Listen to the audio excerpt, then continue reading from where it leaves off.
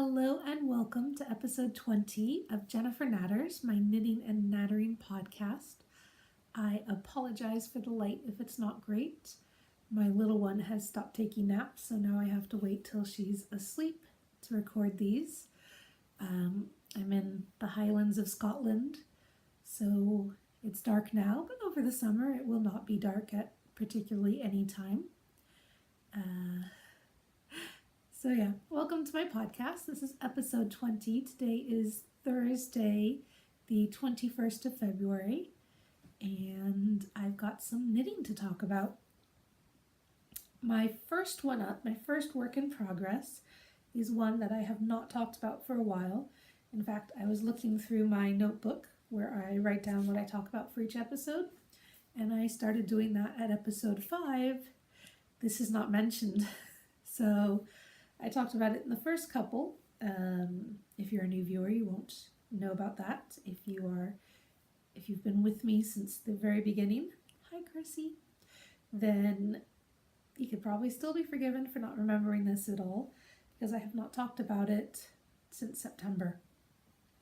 But it is my Braevall cardigan, and this is a pattern by Emily K. Williams, who is my friend. She lives here in Inverness and is a knitwear designer. People, I guess, have been talking about how knitwear designers do not make the big money designing knitwear patterns. So she does have another job, just in case you're thinking about going into knitwear pattern designing and you're thinking that's where the big money is. It's not. Or if you're thinking you can steal a pattern because, oh, they make so much money anyway, they won't miss one sale.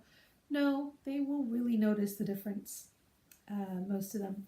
But anyway, the Braevall cardigan, I bought the yarn for this. This is Ripples Crafts Suilven, which is a merino yak silk blend, a 4-ply.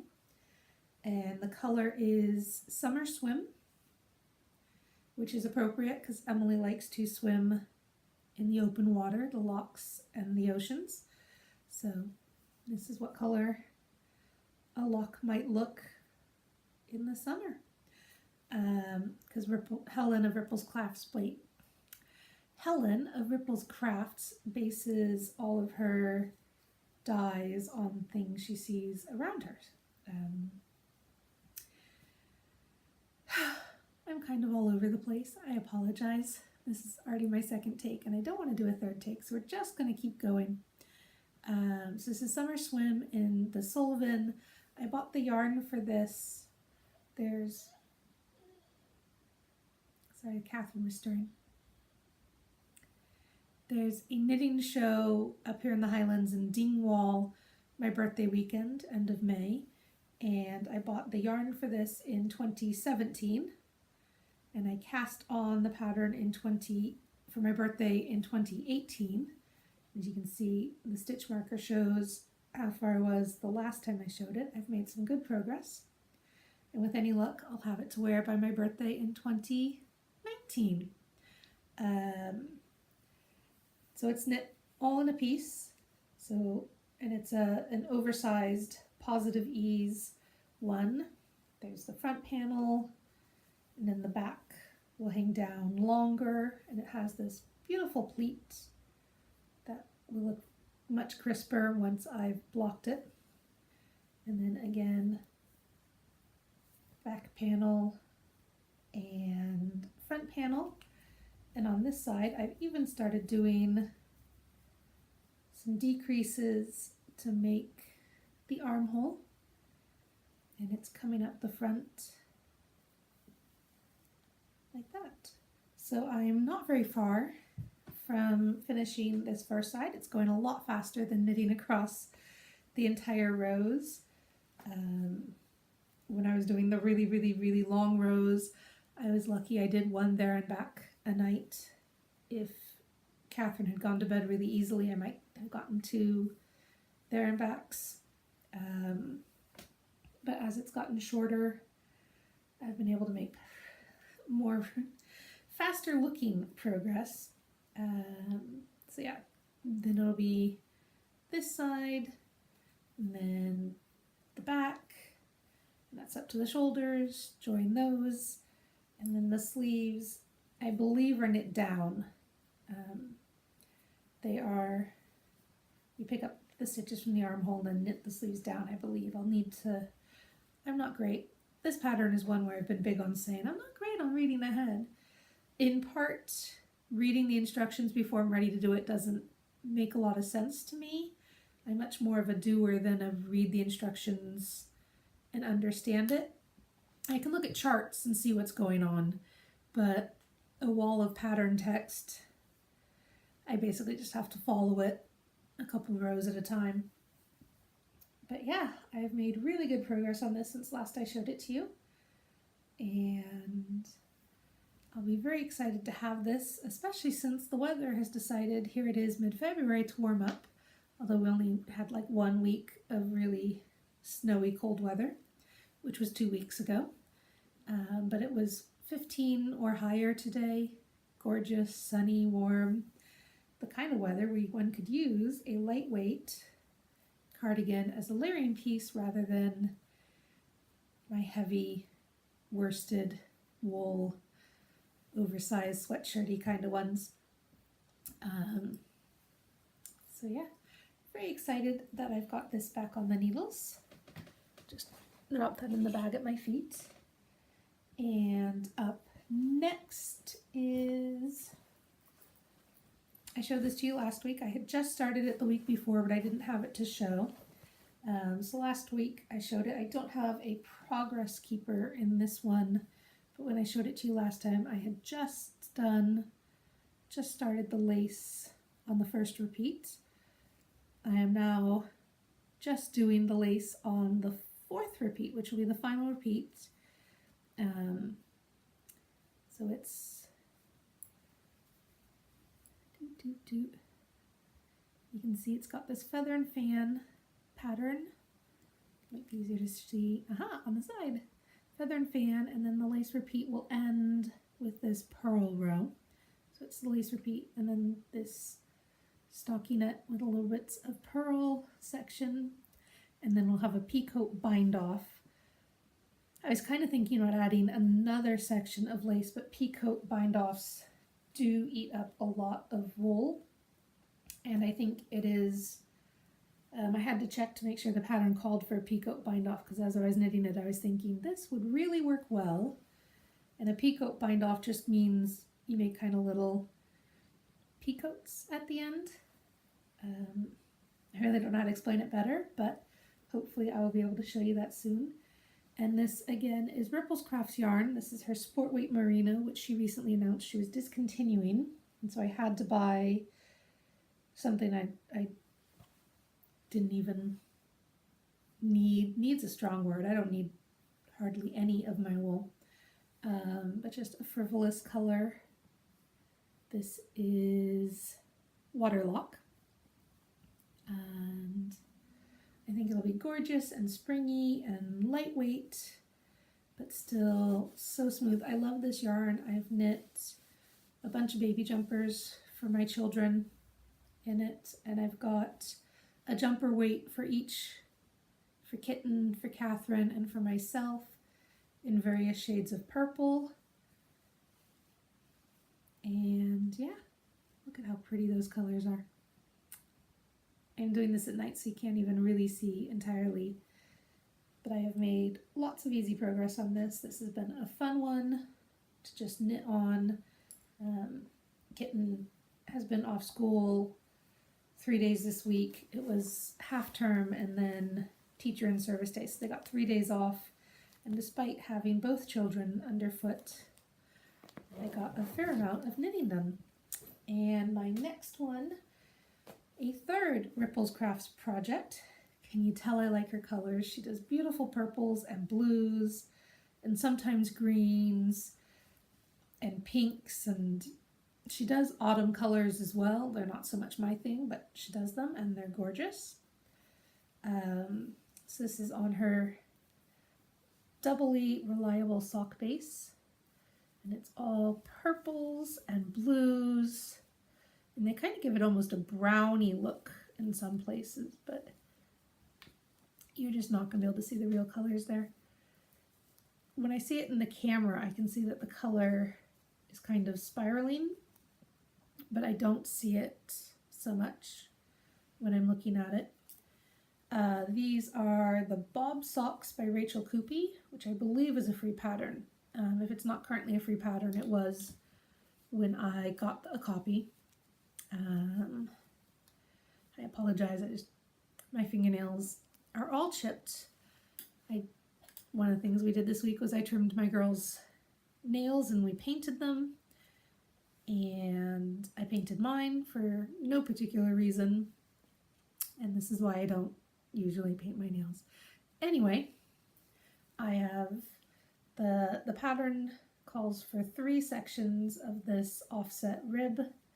I did 4 to make my cuffs longer, and now I'm working on the heel flap, which is kind of the heel flap. No matter how long the foot of your sock is going to be, I tend to think of doing the heel as halfway. And so a heel flap, you knit back and forth, and then you do some short rows to make it turn, and you start doing across the bottom, and then you pick up all the stitches around, and that forms your gusset, which you then decrease. And I'll show you this on my next sock, which is slightly more in progress. And the Doubly Reliable sock base is a DK weight sock, although it might be a sport. I think describing it as a DK the UK doesn't really do sport weight. So I'm not entirely sure compared to commercial sock brands if this would be more like a DK or a sport. But they make nice, sturdy, strong winter socks, and because they're bigger, they knit up a little faster. So that's the advantage of these. I've got several skeins of the DK Sport, and I thought it was time I start knitting them up. And part of the reason I cast that on was because this sock, which is my Munlochy Socks by Clair Devine, and this is knit in the recommended yarn, Black Isle Yarns, mohair, nylon-free sock yarn. And the name is a Scottish word, a Gaelic word, I think. But I don't remember what the yarn was called, but it was the BFL mohair blend sock yarn. And I'm working on my second one right now, and I have just turned, got some needles sticking all over, I've just turned the heel. So as I said, you knit the heel flap back and forth, and then you do some short rows, which makes it bend, and you start knitting across the bottom. It makes a little cup. And then you pick up the stitches all the way around, the top stitches, the back stitches, and these stitches here that were the side of the heel flap. And as you start knitting them, you decrease away these extra stitches until you come back to the original number of stitches, usually the original number of stitches you had when you cast on, if you have particularly dainty ankles and a large foot, or the opposite, you might switch them. But that makes this little triangle section here. That's the sock gusset. And it becomes, it's hard to show a 3D object without something inside of it. But yeah, so this one has just gotten past the tricky bit, picking up the stitches, knowing where your decreases are, that kind of thing. Just requires a little more concentration than I normally can give a project when I'm out and about with my little ones. So that's why I cast on the other sock. And now that one's at the tricky bit. Again, not tricky if you just sit down and do it. Knowing how many rows to do is the hardest bit. That one had a patterned heel flap, which made it a little bit more in need of concentration. The Bob Socks do not call for a patterned heel flap. Adding a texture to it can make the fabric denser, make it stronger, so it's less likely to wear out. And I could have added one to these, but I've decided not to because my socks do not wear out on the back of the heel, they wear out on the ball of the foot. So that's where I would need a reinforcement. And that brings me to my final project to talk about tonight, which is not a happy project. This is a sad project, a timeout project. This is a project that is going on the naughty shelf as I decide if I should just frog it or if I can save it. Let's start with my progress keeper. It's right here. Last time we spoke, I had just made it past halfway through my snowflakes. Those snowflakes are gorgeous. They really are. I do prefer the purple side with the blue snowflakes. And I've started the reversible corrugated rib. So you get it on both sides. And the problem is I put it on a much bigger needle because the needle I have to go down a side to do the rib has a longer length. And I was able to try it on. And it is huge. The brim of a hat should have no ease to a little bit of negative ease, maybe even 2 inches of negative ease. I have like 4 inches of positive ease here. It is huge, and that's not really a problem. No. It's not really a problem through the rest of the hat, but this corrugated rib does not bring the fabric in at all. Normally that's the point of ribbing, is it pulls the fabric in, makes it elastic, gives it some negative ease. So what I've done is I've run the needles through the fabric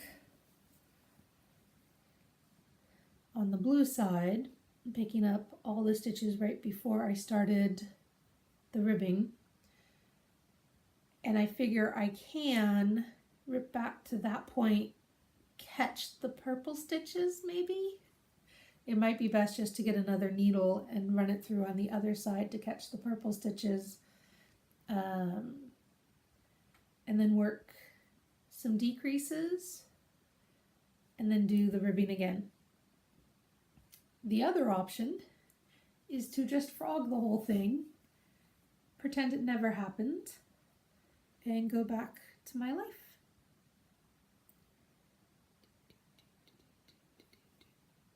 Which is a shame because it is, that one's just looking a little weird to me.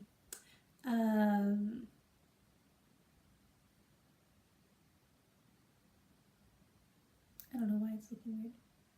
Is it looking weird?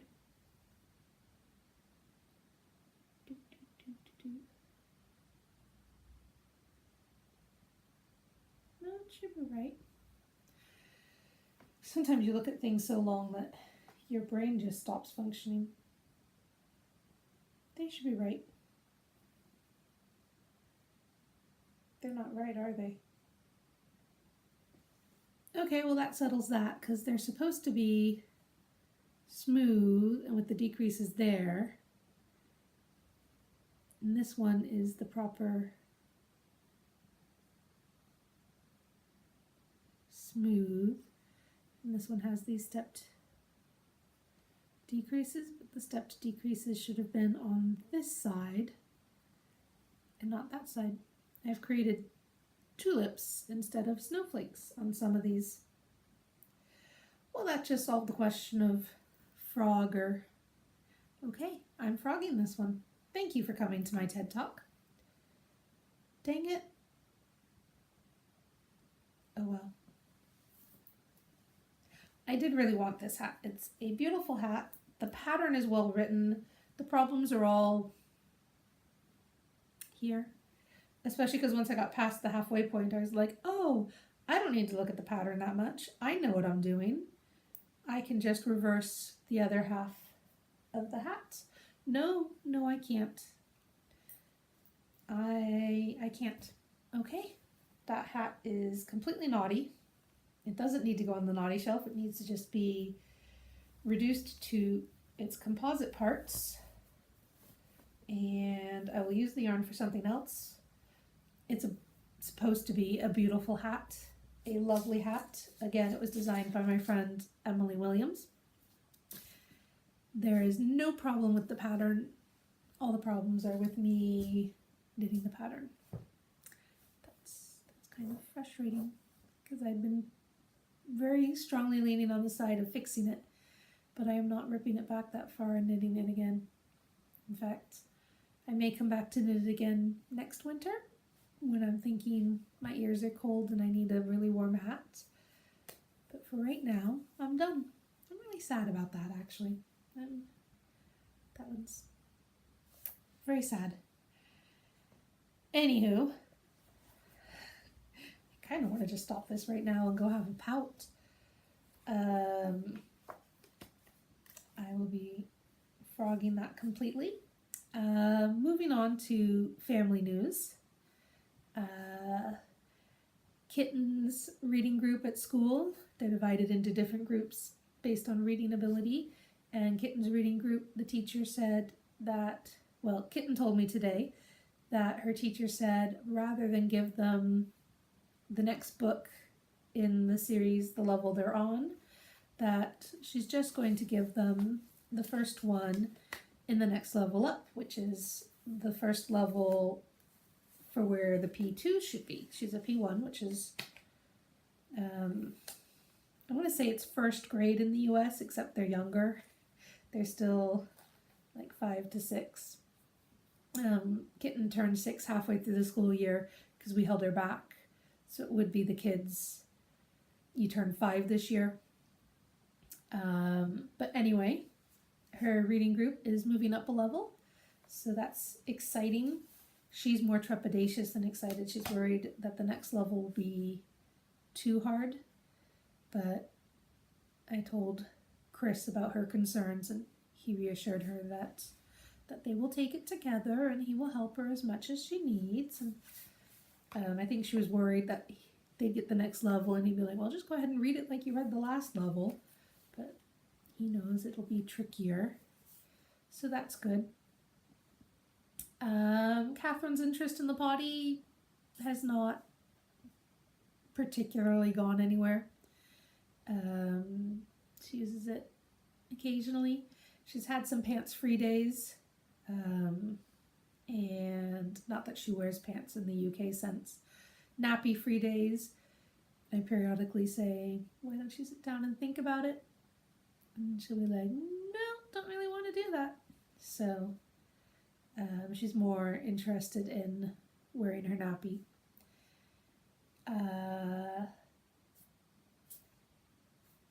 I mentioned earlier, it's been strangely warm today, and our forecast for the next week is continuing warmth. It's normally about 5 degrees Celsius this time of year, and it feels really warm after being 0 or less over the winter. It has not particularly been 0 or less over the winter. It's now 15, which feels really warm. So yeah, all the crocuses are up. They look gorgeous. The snowdrops are up. The tulips and daffodils are starting to come up. They're about halfway up. And I went out with the girls yesterday and we raked up the leaves in the lawn and spread them under the bushes and stuff to be mulch. And I hacked apart one of the shrubs on the front. I'm trying to bring them all down closer and level with the wall. So I hacked one of them off and filled up a bin with it. And that's kind of it for us as a family. The news for the upcoming weekend is that my friend Miss A is coming to visit. She used to live in London and recently relocated to Chicago, where they have not had a mild winter. If you've been living under a rock, they have had a very, very, very harsh winter. And I was actually talking to my cabbie today, the taxi driver taking us to the swimming pool for kitten swim lessons. You know, we were mentioning, I had a friend coming to visit from Chicago, and I figure the weather's being real mild to make her regret relocating from the UK to Chicago. And he's like, yeah, it's been about 0 there, has it? And I'm like, 0 Fahrenheit, not Celsius. When you're used to Celsius and you look at US weather reports, you're like, oh, 0, that's, what are they all complaining about? And then you convert it to Fahrenheit and you're like, oh no, that's, I mean, it was 0 or less. People were very much into negative figures, and Miss A's Instagram has been all full of her going for her daily run in the ice and the sleet and all sorts of really fun conditions that make me very glad I am not in the American Midwest right now. More so than my usual, the US is not a great place to be right now. But yes, so she's coming to visit, and we should have gorgeous, wonderful weather, and I'm very much looking forward to seeing her. And on the bright side, I mean, I'm not going to say I'm KonMariing my house, but I am going through my house. I have been working on it, and I fortunately did not get rid of all of our spare double bed sized comforter, duvets, and sheets and everything, which I could have done because for the past, I'd say 3 years almost, 2 years, we have not used the fold-out sofa bed, which is a double bed. It's the only one we have, the only double-sized bed we have. We've not used it in a number of years, and I was kind of looking at it like, we have a spare twin. Why would we need all of this? We no longer entertain very much. But now that Kitten is sleeping in her own bed, we do need the double bed, and I still have it, though I did pare it down to just 2 sets. Excuse me. Fitted sheet, duvet cover, pillowcases, so that if either someone's here long enough to need it to be washed, or if something gets spilled on the bed, you can change the sheets out. And I put it in, I've been buying some plastic tubs slowly every couple of weeks. If we go to this one shopping center, I go to this one shop and I get a giant plastic tub. So one of them I folded all the towels up and stacked them in the plastic tub, and now I've put the bedding and the mattress cover in there in the second tub. So I'm organizing my cupboards. But yes, Miss Amy's coming to visit, and sorry, I was going by Miss A. Anyway, Miss A is coming to visit. I'm not good with trying to switch nicknames. And I have just sorted out the double bedding. So that's really good. And I'm clearly very tired. It is almost 11 o'clock. So I will end here, and I will talk to you next week, and I will pull that poor little hat apart.